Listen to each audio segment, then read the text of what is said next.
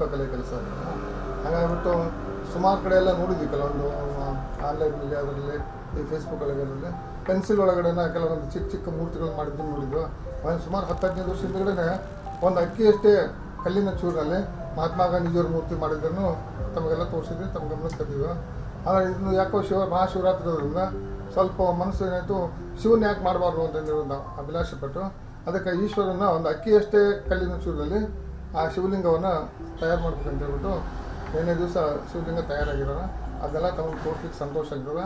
ನನಗೆ ಇದನ್ನ ಮೀರಿ ಇನ್ನೊಂದು ಮನಸ್ಸು ಏನು ಕಾಡ್ತಾನೆ, ಈ ಭಗವಂತ ಈ ಸೃಷ್ಟಿಯೊಳಗೆ ಎಲ್ಲದನ್ನು ಸೃಷ್ಟಿ ಮಾಡಿದ್ರೆ ಈ ಥರ ಒಂದು ಮಾಡೋಂಥ ಚೈತನ್ಯನ ಮನುಷ್ಯ ಜಾತಿಗೆ ಎಲ್ಲ ಕೊಟ್ಟಿದ್ದಾನೆ. ಈಗ ಶಿವ ಏನು ಸಿದ್ಧ ಆದ, ಅಕ್ಕಿಯಷ್ಟೇ ಗಾತ್ರದಲ್ಲಿ ಶಿವನ ವಿಗ್ರಹ ಆಯಿತು. ಇದರಿಗೆ ಒಂದು ಬಿಲ್ಪತ್ರಿ ಅಂದ್ರೆ ಶ್ರೇಷ್ಠವಾದ ಪೂಜೆಗೆ ಬಿಲ್ಪತ್ರಿ ಅಂತಾರೆ. ಆ ಬಿಲ್ಪತ್ರಿನ ಎಲ್ಲಿ ಹುಡ್ಕೋದು ಅನ್ನೋದು ಮನಸ್ಸು ಪ್ರಶ್ನೆ ಕಾಡ್ತಾ ಇದೆ. ಯಾಕಂದ್ರೆ ಪೂಜೆ ಸಲ್ಲಿಸ್ಬೇಕು. ಬರೀ ಕಲ್ಲಾಗಿದ್ದನ್ನು ಶಿವನ ಒಂದು ಆಕಾರ ಕೊಟ್ಟಿದ್ದು ಭಗವಂತನ ಪ್ರೇರಣೆ ಮೇಲೆ ಶಿವನ ಒಂದು ಶಿವಲಿಂಗ ಅಂತಂದೇಳಿ ನಮ್ಮ ಶಿಲ್ಪಕಲೆಯಲ್ಲಿ ಏನೋ ಒಂದು ಉದ್ಯೋಗದ ಒಂದು ಭಾಗವನ್ನು ಮಾಡಿಕೊಂಡು ಶಿವಲಿಂಗನ ಸಿದ್ಧ ಮಾಡಿದ್ದಾಯಿತು. ಅದನಿಗೆ ಮನಸ್ಸು ಏನು ಪ್ರಶ್ನೆ ಮಾಡ್ತದೆ, ಶಿವಲಿಂಗನಿಗೆ ಮಹಾಶಿವರಾತ್ರಿ ಪೂಜೆ ಮಾಡ್ಬೇಕು ಅಂತ ಆಸೆ ಪಡ್ತದೆ. ಪೂಜೆ ಮಾಡಲಿಕ್ಕೆ ಅದು ಶ್ರೇಷ್ಠವಾದನ್ನಪ್ಪ ಅಂದ್ರೆ ಹೂವು ಪತ್ರಿ ಬಿಲ್ಪತ್ರಿನೂ ಶ್ರೇಷ್ಠ. ನಾನು ಈಗ ಒಂದು ತಾತನ ತಲೆ ಮೇಲೆ ಒಂದನ್ನಾದ್ರೂ ಬಿಲ್ಪತ್ರಿ ಇಡ್ಬೇಕಂದ್ರೆ ಇಷ್ಟೊಂದು ಚಿಕ್ಕ ಬಿಲ್ಪತ್ರಿ ಸೃಷ್ಟಿಯೊಳಗೆ ಆಯಿತೋ ಏನೋ ಅದು ಮನಸ್ಸು ಪ್ರಶ್ನೆ ಮಾಡ್ತದೆ.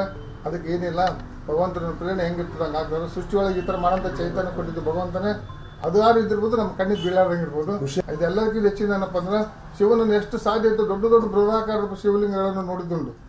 ಆದರೆ ಅಕ್ಕಿಯಷ್ಟೇ ಒಂದು ಕಲ್ಲಿನ ಚೂರಿನಲ್ಲಿ ಈಶ್ವರಲಿಂಗನ ಏನೋ ಒಂದು ತಮಗೆಲ್ಲ ಮಾಡಿ ತೋರಿಸ್ಬೇಕು ಅನ್ನೋ ಒಂದು ಅಭಿಲಾಷೆಯಿಂದ ಮಾಡಿದ್ದುಂಟು. ಇದಕ್ಕೆಲ್ಲ ಭಗವಂತ ಎಲ್ಲರಿಗೂ ಒಳ್ಳೇದು ಮಾಡಲಿ ಅಂತ ಸಂತೋಷದಿಂದ ಇಷ್ಟಪಡ್ತಾರೆ.